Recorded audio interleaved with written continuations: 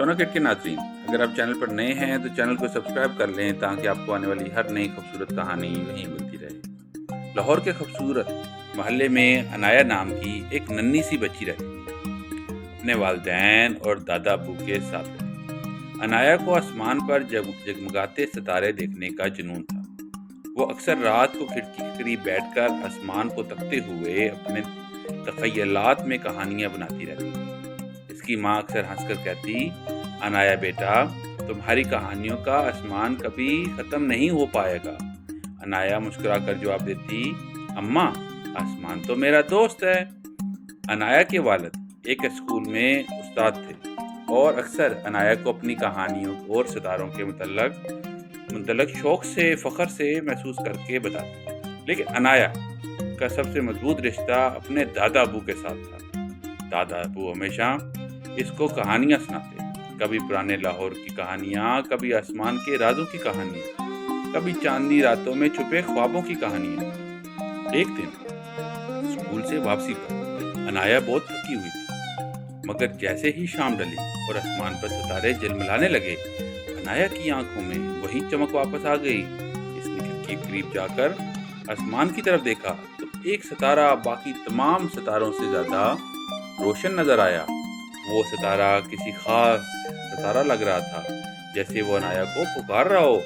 عنایا دوڑتی ہوئی دادا ابو کے کمرے میں پہنچی۔ وہ آرام کر رہے تھے، لیکن عنایا کو دیکھ کر پرجوش آواز میں سن کر بولے، دادا ابو دیکھیں، وہ ستارہ کیسے چمک رہا ہے۔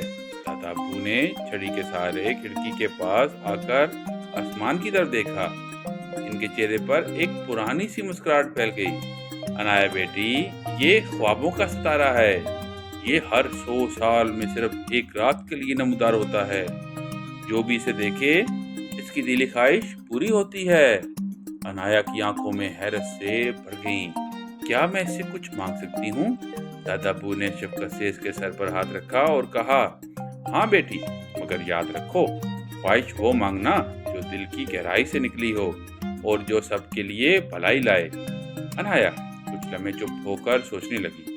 اس کی آنکھوں میں چھوٹے چھوٹے خواب جلملانے لگے۔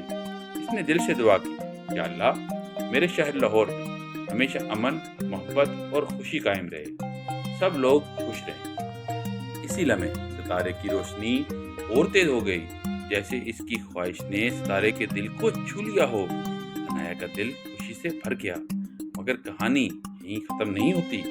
اگلی صبح جب عنایا اٹھی تو اس نے دادا ابو کو اپنے معمول سے زیادہ سنجیدہ پایا۔ وہ کمرے میں بیٹھے ایک پرانی کتاب کو دیکھ رہے تھے۔ عنایا نے ان کے قریب جا کر پوچھا، دادا ابو، آپ اتنے سنجیدہ کیوں ہیں؟ دادا ابو نے گہری سانس لی اور کہا، عنایا بیٹی، یہ ستارہ خوابوں کے دروازے کھول دیتا ہے۔ اب تمہارا دل، دماغ اور خواب سب اس جادو سے بندھ گئے ہیں۔ اس کی روشنی تمہیں ان راستوں پر لے جائے گی جہاں خواب اور حقیقت کا سنگم ہوتا ہے۔ عنایا کی آنکھوں میں حیرت اور جوش سے چمک آئی۔ کیا میں مزید جان سکتی ہوں دادا ابو؟ دادا ابو نے اس کا ہاتھ پکڑ کر کہا، ہاں، مگر ہر راستے پر صبر، حوصلے اور سچائی کا ساتھ دینا پڑے گا۔ تمہیں لوگوں کی مدد کرنی ہوگی اور لوگوں کے دکھ بانٹنے ہوں گے، اور ہر خواب کو حقیقت بنانے سے پہلے سوچنا ہوگا کہ کیا وہ سب کے لیے بھلا ہے۔ یوں ہی عنایا کی کہانی لاہور کی گلیوں، اسکول اور چھوٹے محلے میں پھیل گئی، اور وہ اپنے اسکول کی سہیلیوں کو بھی اس ستارے کے بارے میں بتاتی رہی۔ سب دوست حیران ہوتے، مگر عنایا ہمیشہ کہتی، یہ صرف ستارہ نہیں، یہ دل کی آواز ہے جو ہمیں سب کے لیے بھلائی کرنا سکھاتی ہے۔ ایک دن اسکول میں جب ایک بچہ اپنی کتابیں بھول آیا تو عنایا نے فوراً اپنی کتابیں اس کو دی۔ اس نے ستارے کی طاقت سے سیکھا تھا کہ دوسروں کی مدد کرنے سے دل کو سکون ملتا ہے۔ وقت گزرتا گیا اور عنایا اپنے دادو ابو کے ساتھ مزید ستاروں کی کہانیاں سنتی رہی۔ لاہور کی گلیوں میں عنایا کی مسکراہٹ اور اس کے ستارے والے خواب سب کو روشن کرتے رہے۔